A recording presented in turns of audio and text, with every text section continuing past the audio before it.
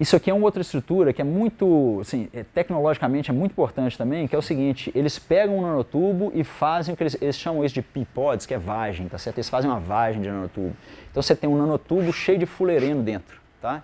Isso aqui, em si, ele tem suas propriedades e se você aquece, esse cara aqui de dentro se rompe e forma um nanotubo dentro do outro. Você forma um cabo coaxial de nanotubo de carbono, tá? E lógico, você pode montar, assim como você faz com grafeno, você pode montar transistores, medir efeito de campo, essa coisa pode depender do diâmetro. Isso aqui são propriedades eletroópticas, isso aqui foi o primeiro protótipo de um como é que chama? Um televisor, vamos dizer assim, de nanotubos de carbono, tá? Aqui ele está mostrando o RGB aqui, isso aqui foi feito pela Samsung, se não me engano, em 99, tá? Não lembro a data exata. Depois disso aqui, eles fizeram displays desse tamanho, fantásticos, maravilhosos, com a resolução incrível, porque o emissor de campo que dá a cor do negócio tem 1 nanômetro de diâmetro, tá? Um custo de energia baixíssimo, só com um tempo de vida ridículo. Isso aqui nunca apareceu no mercado, a gente não sabe, vamos dizer assim, se é uma questão simplesmente de mercado, tá certo? Assim, por que eles vão colocar uma tecnologia para destruir a tecnologia que eles próprios têm, que é a tecnologia de LCD, etc., ou se a vida útil desse negócio ainda não é satisfatória. Aqui tem um transistor mesmo, como é que chama? Com os dois contatos e o gate, tá certo? E um nanotubo passando aqui. Isso aqui foi uma medida feita na IBM também, que é interessante, que é o seguinte, tem 2 contatos aqui e um nanotubo passando no meio. E isso aqui é uma medida de emissão de luz, tá certo? Então, eles injetam buraco e elétron, cada um por um lado, e quando o buraco e o elétron se encontram, o elétron decai, preenche um buraco e aquilo emite fóton, tá certo? Então, esse aqui é o efeito fotoelétrico, é uma emissão de luz, e controlando a diferença de potencial, eles fazem com que a emissão de luz ela vá de um lado ao outro naquele negócio de poucos nanômetros, tá certo? Sensores, a grande vantagem de você ter sensores já foi demonstrado sensores tanto de grafeno como nanotubo, do sensor ser capaz de medir, aí ele vai transferir, como é que chama? Um gás que encosta no grafeno ou no nanotubo, ele vai transferir elétron, transferindo elétron isso gera corrente. Eles já foram capazes de mostrar sensores de medir uma molécula só, tá? Então uma molécula de gás apenas. Propriedades térmicas, igual eu falei para vocês, são fantásticas, tá certo? Então você pode fazer um dissipador de nanotubo de carbono, de grafeno. E quando você vai para transporte elétrico mesmo, aí entra uma diferença que assim, a gente pensa, eu só estou fazendo as coisas ficar pequenininhas. Vocês sabem por que você faz as coisas ficarem cada vez menores? Por que o povo faz, como é que chama? É para ficar menorzinho? É para a placa-mãe ficar pequenininha? Não, né? Para que é? Consumo e velocidade. Por que você aumenta a velocidade e melhora o consumo? Porque é pequenininho, está mais perto? O elétron vai mais perto? É porque você diminui capacitância e indutância parasita, né? Quando você vem para um sistema como esse aqui, você está falando de coisa completamente distinta. O elétron andando no grafeno, ele não pode ser pensado como no transporte que a gente chama de transporte, como é que chama? Difusivo, que é o transporte normal, lei de Ohm, que a gente está acostumado. Isso aqui são ondas que se comportam de forma quântica e eles vão ter comportamentos completamente diferentes, tá? Aqui mais um transistor bonitinho, aí o povo faz aquelas imagens lindas, né? Parece que esse troço vai lá em Alcobaça, né? Esse aqui esse transistor ele foi feito na Delft, que é uma das universidades mais, vamos dizer assim, poderosas em transporte, tá certo? Isso aqui são cálculos naquele cabo coaxial de nanotubo que eu falei para vocês. Você pode ter um nanotubo que ele é metálico do lado de dentro e semicondutor do lado de fora e você blinda eletrostaticamente, tá? Você pode, do mesmo jeito que você faz com silício, você faz com grafeno, você pode pendurar coisas e pendurando coisas, as propriedades dele mudam, assim como o silício fica P e N. Você pode, o Omar estava falando para a gente lá da computação biológica, tá certo? Então, assim, Essas coisas, quando elas estão em contato com o meio, elas mudam suas propriedades ópticas de transporte, tudo. Você pode injetar isso dentro do corpo para fazer alguma coisa, tá? Aqui tem uma sonda sentindo no nanotubo vibrando lá, tá? Com objetivos de sensor para moléculas de DNA, de coisa que vão entrar aqui. E todas essas coisas são muito bonitas nesses desenhos assim, ó. Tá, esse desenho aqui, coisa, mas na prática elas são um pouco feias e complicadas, tá certo? Então assim, você lidar com isso aqui na verdade, no mundo real, é um pouco complicado. O que é que você está lidando de fato, quando você está mexendo com esse tipo de coisa, tá? Aqui tem um caso aqui muito bem avançado de você pegar um nanotubo e enrolar ele com DNA, tá? Isso aqui é uma coisa muito interessante. O nanotubo, eu falei para vocês que da forma como você enrola ele tem propriedades eletrônicas, ópticas, coisas totalmente distintas. A forma mais bem elaborada de fazer divisão, fazer separação de nanotubo, separar assim, eu quero o nanotubo verde, eu quero o azul, é você enrolar ele com proteínas de DNA com cadeias de sequência bem conhecida. Então assim, hoje em dia você consegue sintetizar cadeias de DNA com sequências que você quer. E esse trabalho foi desenvolvido muito no NIST, cada cadeia se enrola num nanotubo distinto e com isso você consegue separar e fazer aqueles vidrinhos que eu mostrei lá, o vidrinho azul, o vidrinho verde, o vidrinho roxo, tá? E tudo isso chega numa situação que tecnologicamente você fica com o seguinte, eu tenho um eixo aqui que é o eixo de quantidade e eu tenho um eixo aqui que é o eixo de qualidade. Você chegar aqui é muito fácil em escala laboratorial. Você chegar aqui é muito fácil em escala industrial. Você chegar aqui é foda. Tá certo? E isso tem muito de uma necessidade de metrologia por trás disso, tá certo? Porque para desenvolver métodos de síntese de qualquer material, você tem que saber medir essas coisas. Então existem trabalhos já desde 2007, se não me engano. Existe um Technical Committee 229, tá certo? Comitê Técnico 229 da ISO para tratar de problemas de medida de qualidade de nanoestruturas em geral. Só que quando você pega isso aqui, 80% dos trabalhos são em carbono, tá? Carbono é hoje um protótipo para desenvolvimento de nanotecnologia, tá? Tudo que é feito assim de forma robusta, de forma sólida e coisa, ISO, etc, é feito em cima de carbono, tá? E o problema é esse, o problema é assim, qual que é a propriedade eletrônica desse nanotubo aqui, ó? Ele está enrolado por uma micela que é usada para dispersar e depois enrolado por água. A propriedade desse cara é igual à propriedade desse cara aqui, ó, que está enrolado para os outros nanotubos.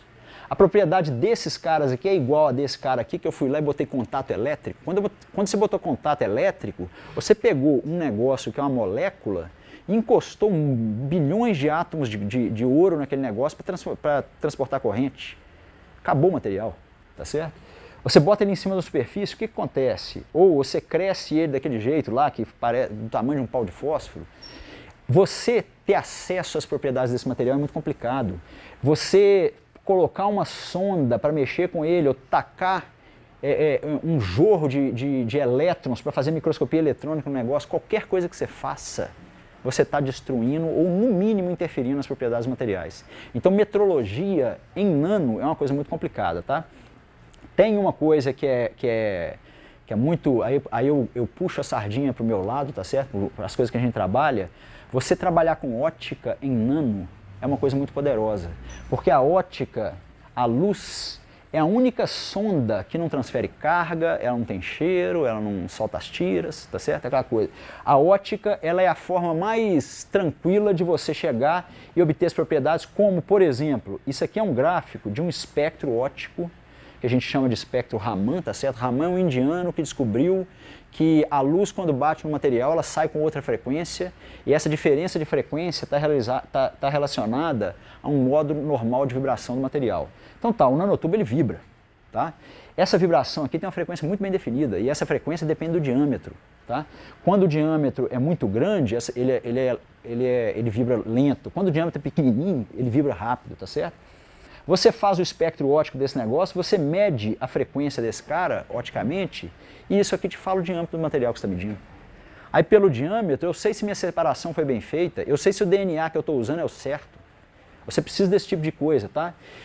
E mais, isso aqui, ó, vão abstrair um pouco aqui, vocês me perdoem o papel de físico aqui, coisa muito esquisita aqui, mas isso aqui é o seguinte, um elétron, ele é pegado de uma camada de valência, jogado para a camada de condução por uma vibração da rede.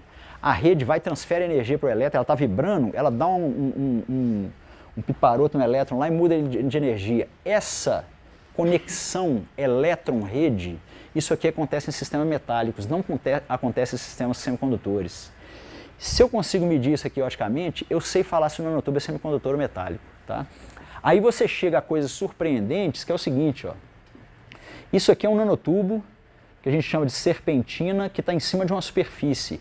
Essa superfície, isso é uma engenharia de superfície, essa superfície é quartzo vicinal, que você pole ele com um ângulo, então ele dá esses degraus aqui, o troço cresce dessa forma esquisita e, logicamente, a interação dele com o substrato na reta é diferente de quando ele está descendo degrau, tá certo? Aí você vem e mede o espectro óptico desse cara e você vê o seguinte, ó, na reta tem esse murundum. Quando ele está descendo degrau, não tem. Aí se eu vou para a parte reta de novo, tem um murundum de novo. O que é esse murundum aqui? Ó? Esse murundum é uma assinatura óptica espectroscópica de um acoplamento elétron-conforme. Quando a gente fez esse trabalho aqui, a gente viu o seguinte, a gente, sem querer, construiu um material que é metálico semicondutor, metálico semicondutor, metálico semicondutor. Você criou uma estrutura que dá para você fazer porta-lógicas e seja lá o que for com aquilo. Tá? Simplesmente pelo contato com o substrato. E se você quer entender essa coisa, de novo, tem um monte de cálculos extremamente pesados, extremamente caros, que você quer entender a estrutura eletrônica deles, falar por que esse é semicondutor, por que esse é metálico, e quando você coloca na superfície, a superfície faz uma transferência de carga com o material ali, e essa transferência de carga pega um sistema que era semicondutor e transforma ele num sistema metálico. Tá? Muito bem, então o Inmetro trabalha muito na metrologia desses materiais. O Inmetro em 2007 iniciou uma coisa que acabou se transformando numa moda, vamos dizer assim, que foi o workshop de metrologia. Então esse workshop de metrologia, o primeiro que foi feito foi no Inmetro, depois ele foi para Montpellier, Pequim, Montreal e até hoje ele acontece todo ano. O último foi no Japão, em Nagoya. Tá? Muito bem, então eu tenho que medir, eu tenho que entender e microscopia é uma maravilha, tá certo? Microscopia está aqui, ó, tem um defeito aqui, eu chego com aquela minha sonda tipo tato, e vejo o que esse defeito faz na onda eletrônica em torno dele, tá? Então o defeito, ele não é como é que chama? Uma bolinha que você pôs na frente de uma outra bolinha que chega e bate nele, não. Tá certo? Se fosse assim, não existia supercondutividade. Um defeito, ele como é que chama? Ele muda o entorno todo em volta dele, porque aquele entorno todo ele é feito por ondas, tá certo? E essas ondas são eletrônicas. Então ele faz uma coisa esquisita.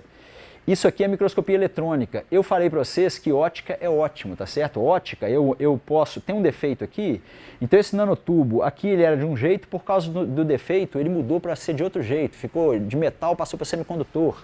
Se eu vou e faço espectro óptico, aquele pico lá que mede a frequência do diâmetro, ele pode mudar. Só que ótica tem uma limitação, que é o seguinte, ontem alguém perguntou pro Omar se um cristal fotônico, aquele buraquinho que você faz, se ele pode ser pequeno, tão pequeno quanto queira, tá certo? A resposta é não, tá? O comprimento de onda da luz, ele limita o tamanho daquele negócio.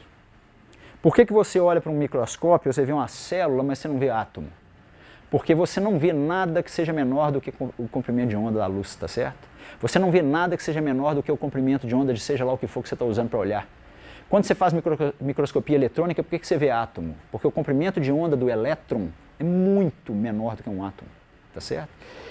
Com ótica, se você tem um defeito como esse, você tem que pensar que a luz no visível, verde, o verde tem 500 nanômetros.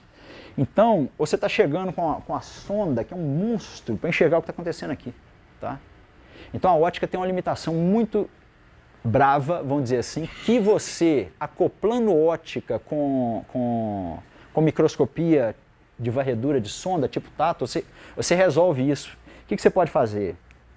Aqui tem um nanotubo enrolado com um DNA e eu estou lá no NIST, eu estou no Inmetro, eu quero fazer metrologia, eu quero saber se eu estou enrolando esse troço bem feito e o procedimento que eu fiz, por algum motivo, eu não estou usando a temperatura correta, o pH, seja lá o que for, esse troço não enrolou de forma homogênea. Enrolou aqui, ficou um buraco, enrolou lá.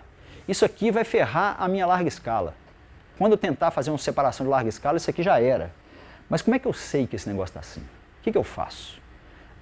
Se você jogar luz nesse material e vier com uma sonda de microscopia, dessas sondas que usa para fazer tato, para ver átomo, para fazer o curral quântico, se essa sonda for metálica, você faz um efeito que é parecido ao efeito para-raio, você pega a luz que pode estar incidindo esse troço todo aqui e você condensa a luz nessa região.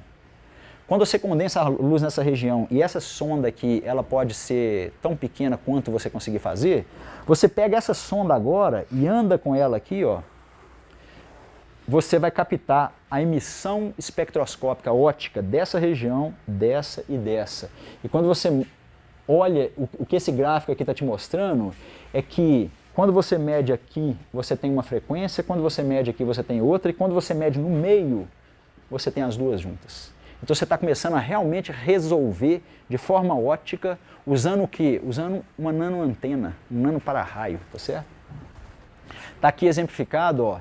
Isso aqui é aquele nanotubo serpentina que eu já mostrei para vocês várias vezes. Isso aqui é uma imagem com focal normal que um microscópio consegue fazer. Aí você fala assim, ah, isso aqui é o tamanho do nanotubo, ó. Não, isso aqui é o tamanho do comprimento de onda da luz, tá certo? Na verdade é lambda sobre 2, tá?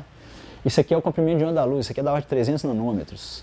Se você baixa a sonda, usa o para-raio, esse negócio fica assim, ó, tá? Você condensa a iluminação naquele ponto. Basicamente, você tinha dois emissores próximos que você não conseguia distinguir. Quando você chega a sua sonda perto de um deles, esse cara se sobressai e você mede ele, tá?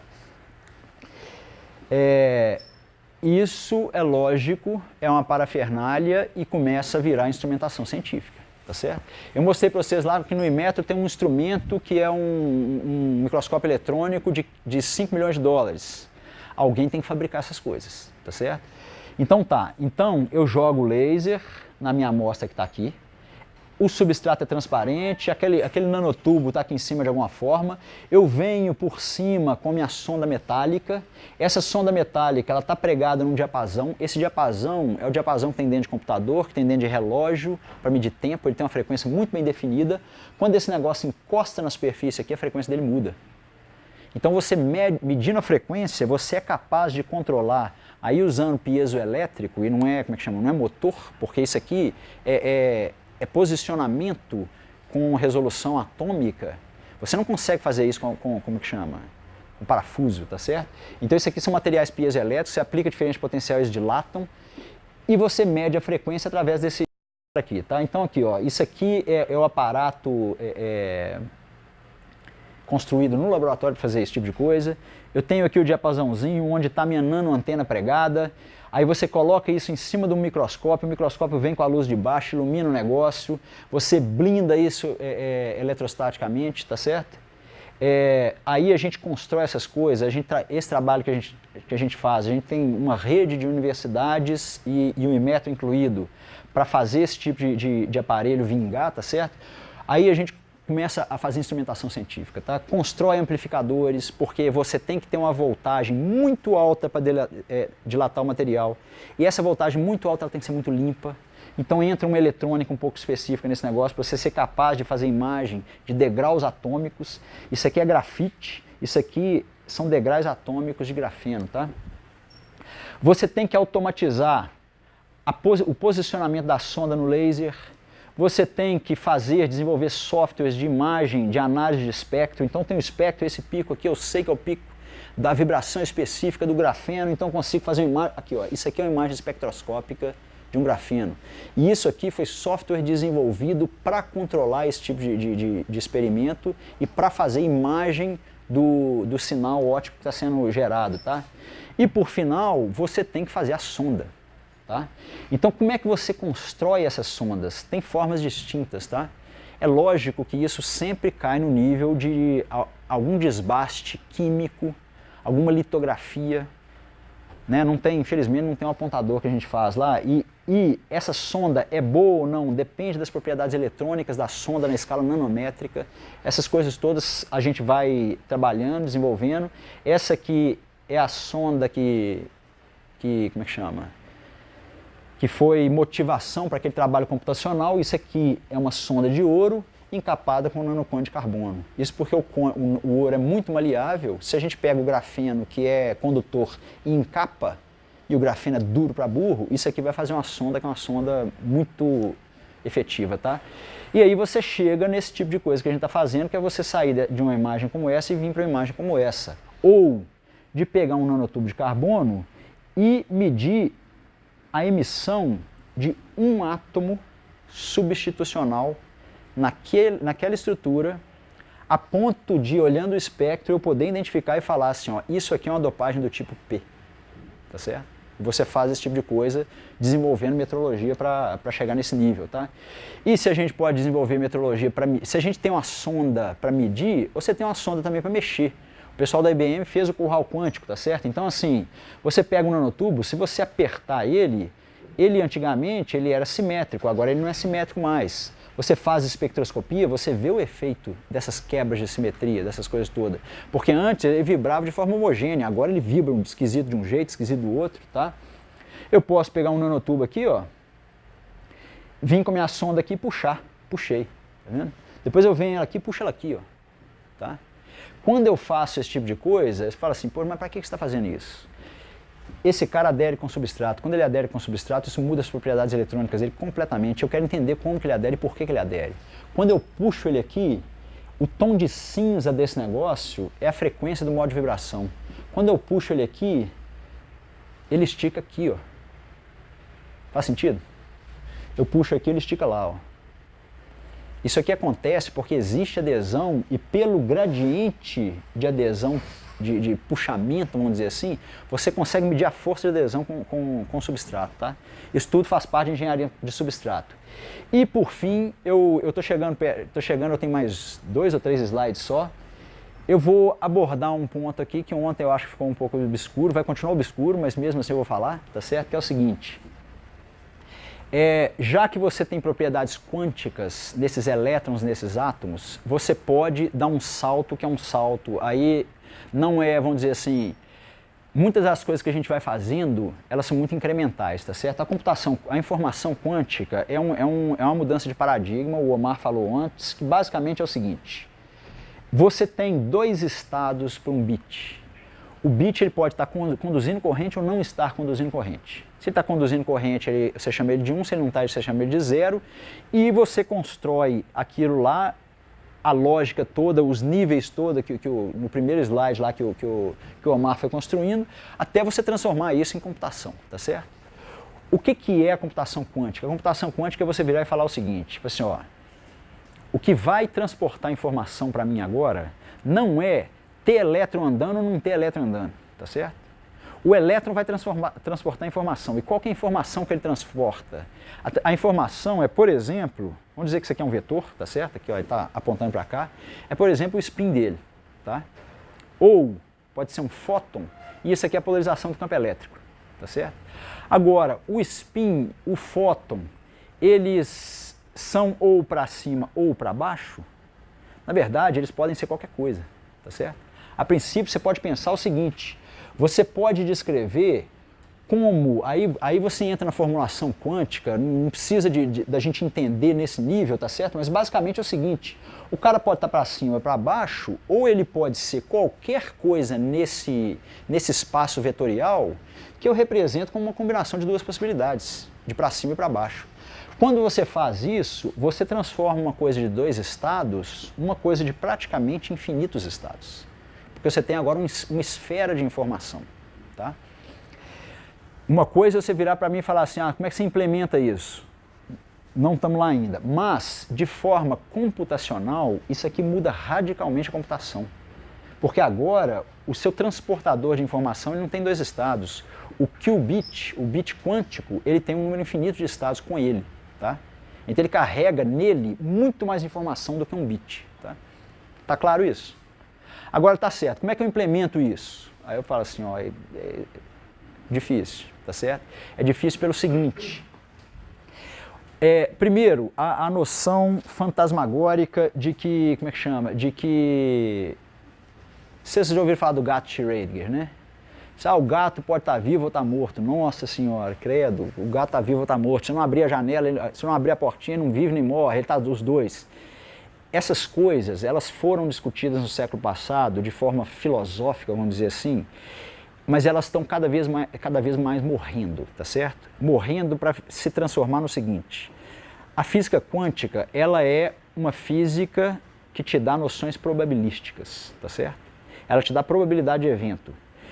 O gato tem 50% de chance de ter morrido ou de ter vivido, mas o bicho está vivo ou está morto, só que você não sabe, tá certo?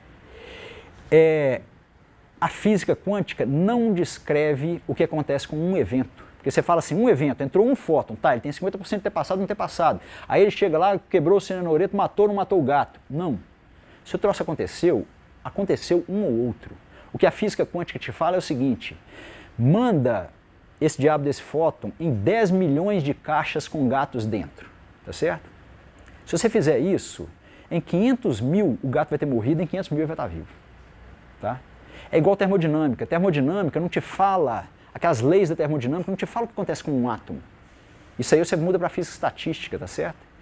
A termodinâmica é uma coisa probabilística, a física quântica também é probabilística. Então, quando ela vai descrever estados, que ela descreve como combinação de possibilidades, ela te fala o seguinte: faz o experimento 10 milhões de vezes que eu te falo o seu resultado.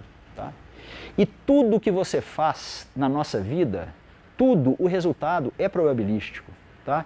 Essa coisa assim, é clássico ou é quântico, tudo no mundo é quântico, tá certo? Só que o nível probabilístico chega a nós de uma forma que quando ele está definido ele fica clássico, tá certo? Ontem todo mundo fala do colapso, tá certo? Do colapso da onda. Né? Ela está vindo aqui, eu não sei o que é, e coisa, aí você faz uma medida e você colapsa. Esse conceito de colapso da função de onda, esse conceito é um conceito que já está caindo por terra, tá certo? Por quê? Porque não existe resultado de uma coisa, tá? Então tá, qual que é o... Então assim, uma coisa que você tem você trocou dois estados por um número infinito de estados, e outra coisa que você tem é a criptografia quântica, porque te coloca numa situação do seguinte: qual que é o problema da criptografia? O problema, pega o filme, quem viu o filme lá do como é que chama? Do Turing. Ninguém viu não? Então tá, o cara ele constrói uma máquina e consegue desvendar o código, tá certo? Qual que é o problema? O problema é que o pessoal não pode saber que eles desvendaram o código, tá certo? Então toda a criptografia, se você descobre a chave, você, como é que chama? Você ferra quem está usando a criptografia, tá certo? A criptografia quântica, a chave é aberta. O que é a chave? Essa dona aqui, ó, eles sempre usam isso, tá certo? A Alice vai mandar uma informação pro Bob e a Eva, coitada da Eva, ela é a má, tá certo? A Eva é sempre a má, né? Ela quer descobrir o negócio. O problema é o seguinte: a Alice manda um negócio pro Bob. Ela manda um processo probabilístico, tá certo? E ela vai e conta a chapa para todo mundo sabe, não importa. O Bob, quando ele mede a informação, ele usa a chave e decodifica o problema, tá certo? Qual que é o grande tchan da criptografia quântica? É que em quântica você só pode medir a coisa uma vez. Quando você mede, o troço está medido, acabou. Se a Eva capturar esse troço no meio do caminho e medir, e usar a chave, ela vai descobrir o que a Alice falou. Só que ela vai fazer isso uma vez. Acabou. A hora que ela fizer isso, o Bob chega e fala: cara, chegou aqui, ferrou tudo. Alguém pegou. Então muda. Acaba, desmonta, vamos embora, vamos sair correndo. Tá? Então a criptografia quântica, vamos dizer assim, a perfeição dela é que ela não pode ser quebrada. Se ela for quebrada, você sabe. Tá? E, por fim, vão então implementar, tá certo, pessoal? Eu quero implementar uma memória quântica, tá? Uma memória quântica. Então tá, então eu vou fazer da seguinte forma, olha só. Eu vou jogar um fóton no material. Esse fóton, ele vai interagir com os elétrons vão transferir energia para a rede vai vibrar, tá certo? Essa rede vibrando, essa coisa está dentro do material, ela existe aqui, ó, ela pode vir andando para cá, ó, tá certo? É a rede vibrando. Uma vibração de rede num material, ela pode, de alguma forma, se perder, tá certo? O que significa de alguma forma se perder? Ela pode interagir com o elétron de novo, ela pode interagir com outras vibrações da rede.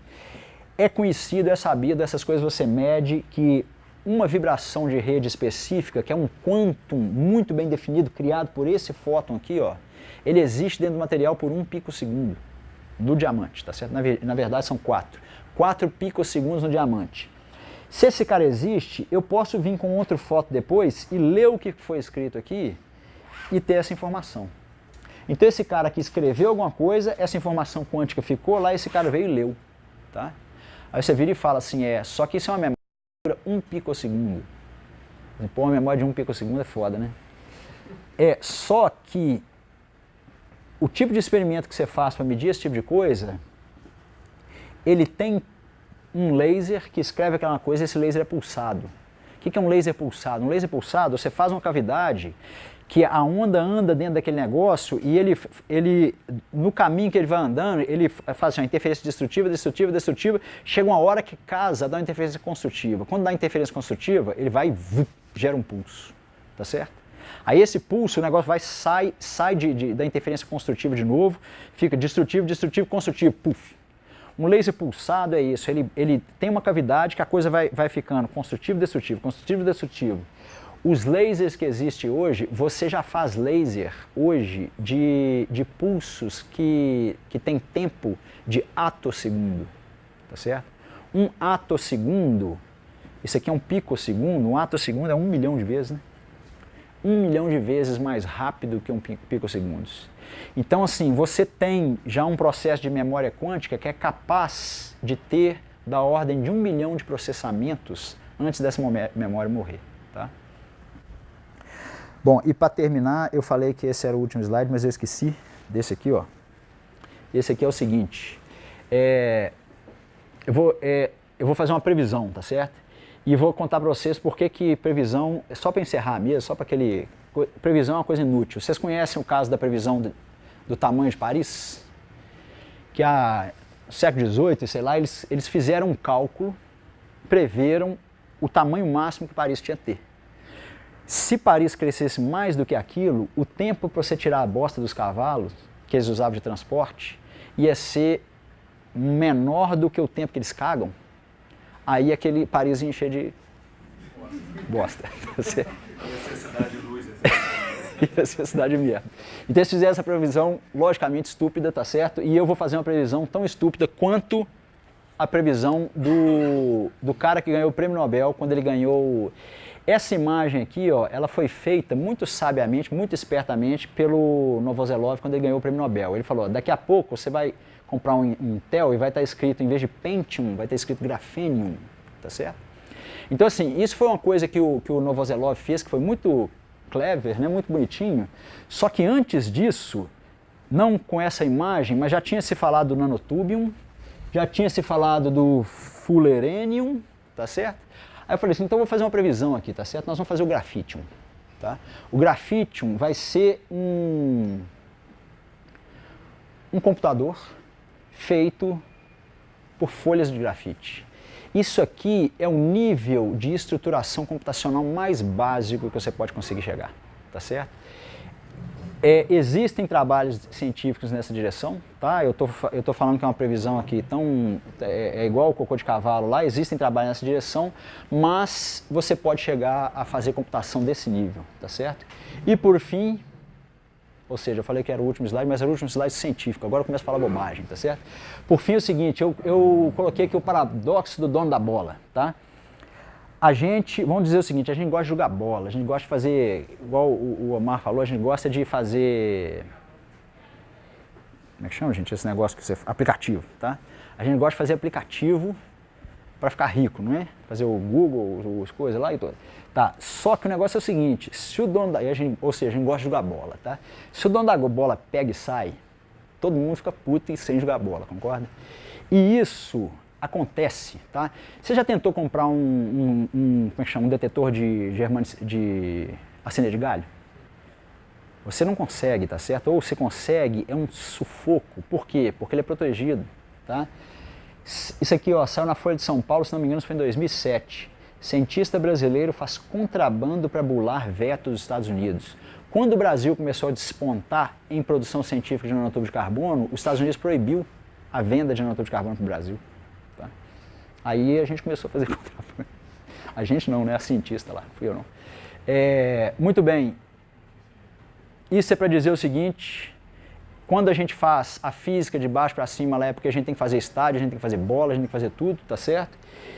A gente tem que fazer o que está acontecendo com o Brasil, que felizmente está acontecendo. Se você pega em 1960, a produção científica do Brasil era nula, e o que está acontecendo levou o Brasil aí entre os, vamos dizer assim, 20 maiores produtores de ciência no mundo hoje, tá?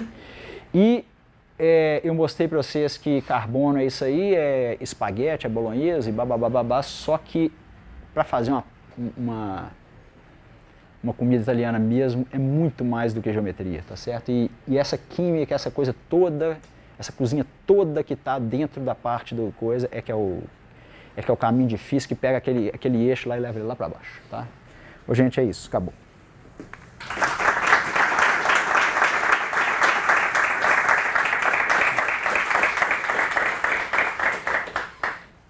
Obrigado pela palestra, deu uma visão pelo outro lado, né? Uma visão bottom-up, né? Legal, vocês tiveram visões diferentes durante as várias palestras.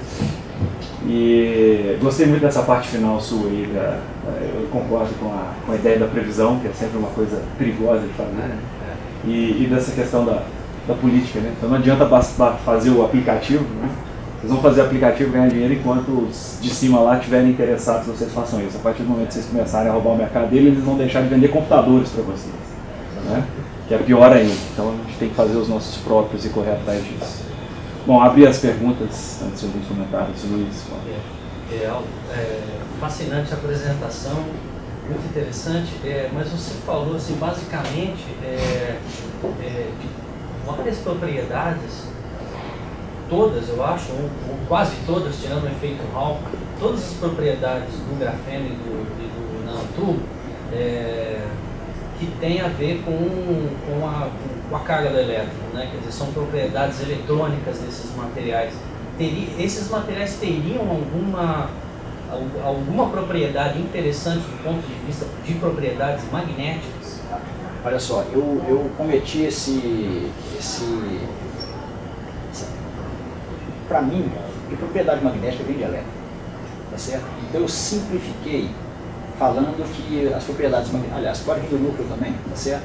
Mas eu simplifiquei a coisa porque, assim, em 99,99% das questões, das situações, o elétron e as vibrações da rede são responsáveis por todas as propriedades, inclusive as magnéticas, tá certo? O elétron rodando em torno do núcleo é o que dá a maioria dos spins elétricos, dos spins magnéticos e tudo. Então, eu me protegi atrás dessa coisa para não entrar no magnetismo, tá?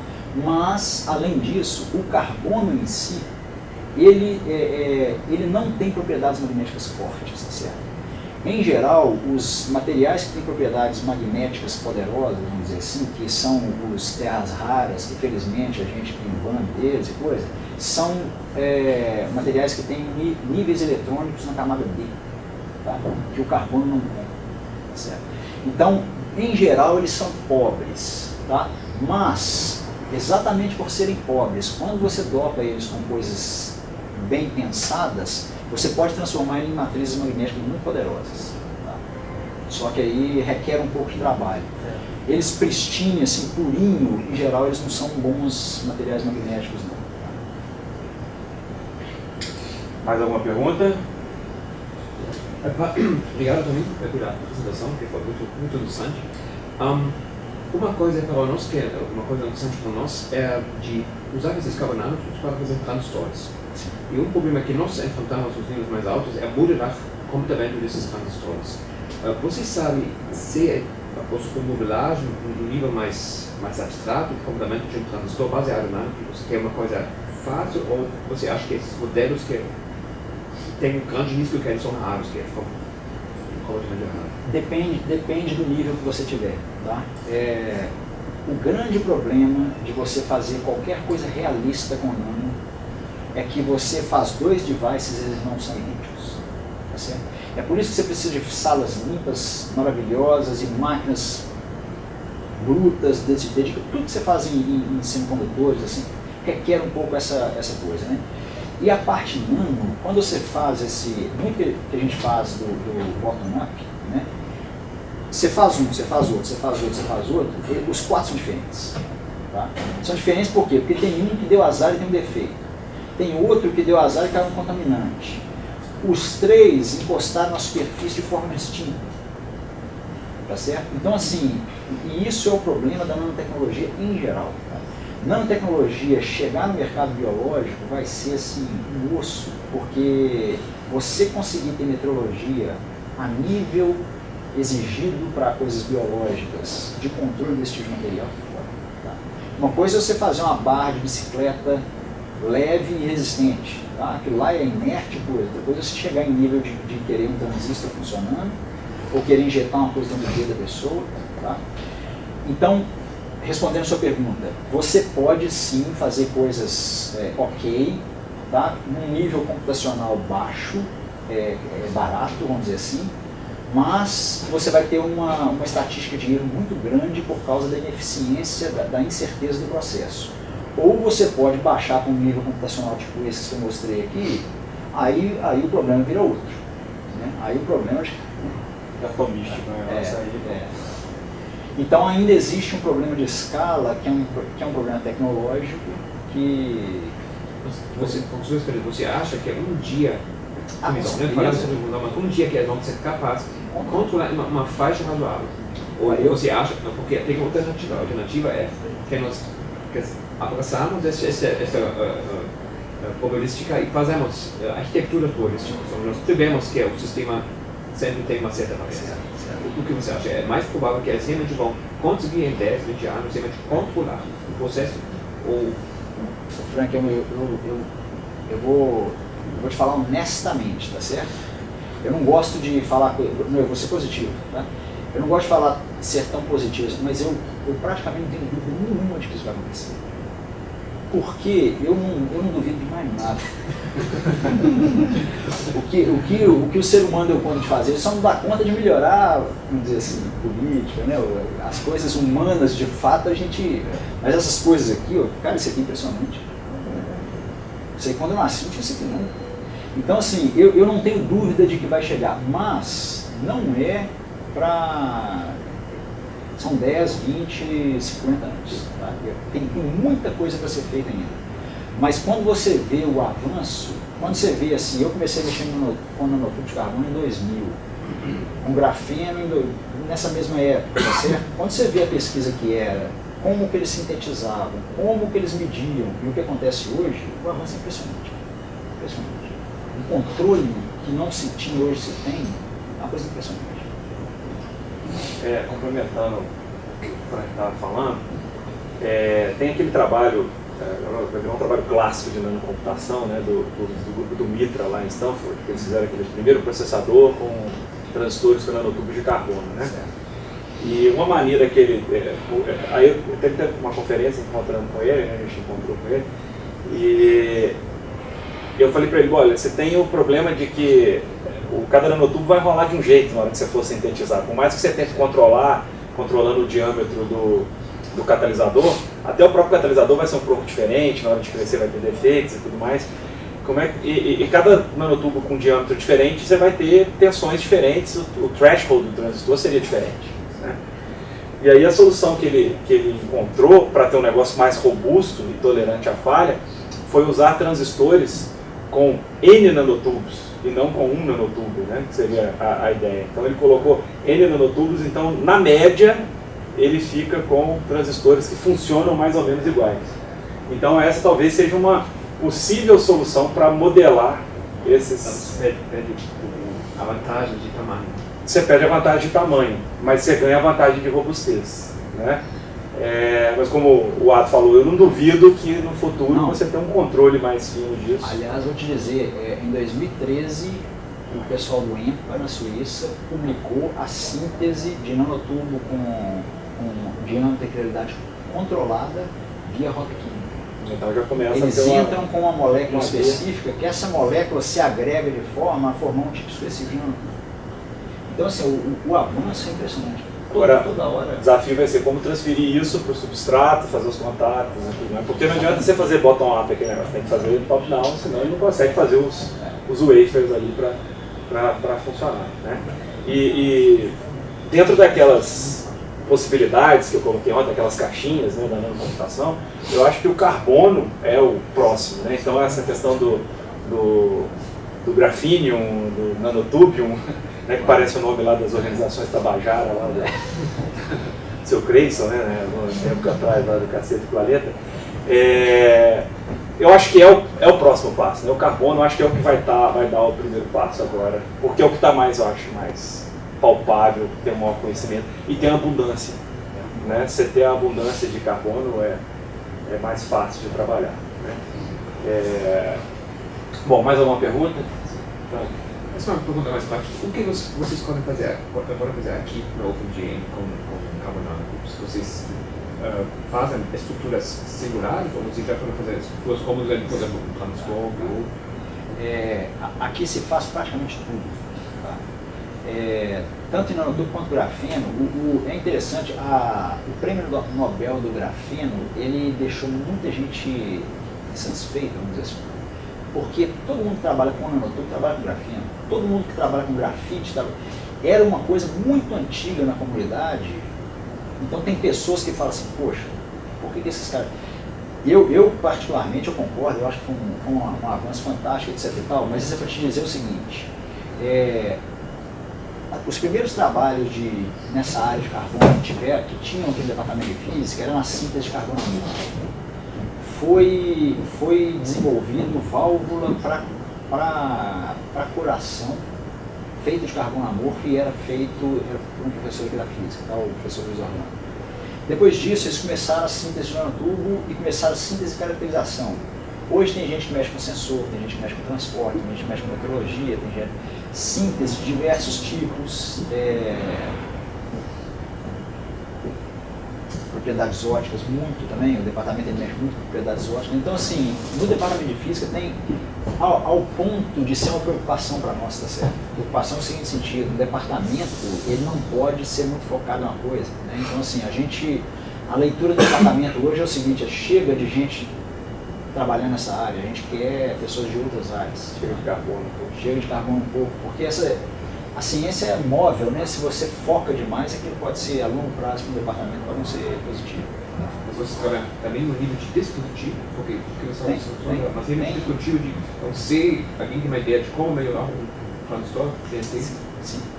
Eu, assim, só para te... tem dois recém-contratados agora no departamento, Daniel Elias e Leonardo Campos. O Leonardo fez uma palestra para a gente ano passado no mesmo. Exatamente. O Leonardo falou um pouco sobre isso. O Leonardo ficou 3 anos no MIT trabalhando com um cara que saiu de Delft, tá certo? Que é um dos maiores nomes na área de transporte. O Daniel Elias, ele passou 3 anos em Manchester trabalhando com um cara que deu um prêmio Nobel em transporte. Então, assim, a praia deles é dispositivo mesmo, tá? Tem o Rodrigo Gribel também, diversas pessoas ali, eles fazem dispositivos, fazem sensores, tá? Só que eles estão preocupados com descobrir fenômenos físicos. Né? Eles não estão preocupados com a qualidade de um FET, de uma coisa que seria sua preocupação. É por isso que assim, a coisa mais legal que tem é se a gente puder interagir mais, né? Cada um com seu objetivo em cima daquilo. Exatamente. Perfeito. Só mais uma pergunta, um comentário. Eu vi que mostrando o seu trabalho, a questão da instrumentação, do controle. E aí te perguntar, e até para o pessoal saber, que você tem um trabalho em cooperação com o professor Chamovitz aqui, né? É verdade. Na parte de usar um pouco de robótica, do Phantom, na realidade virtual ali, para trabalhar com isso, né? E que pé tá? Como é que tá andando? Mas tá ótimo, cara. É assim, o projeto foi proposta do Luiz, né, da computação, o Luiz chamou Luiz da computação, e a proposta dele foi o seguinte, assim, a gente quer trabalhar com interface áptica, mas a nossa realidade é a realidade virtual. A nossa realidade é uma realidade quase virtual, não é uma realidade física, mas é uma realidade que a gente não acessa, que é o mundo humano.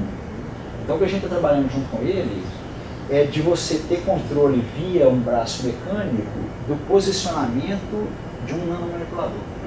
Tá? Para a gente poder fazer esse tipo de mexida, esse tipo de coisa aqui, mas com controle tátil e não com controle automático que não tem feedback. Sentir a força aqui do que está acontecendo lá embaixo. Bem legal. Um trabalho bem interessante, bem multidisciplinaridade aí. Bom, então mais uma vez vamos agradecer.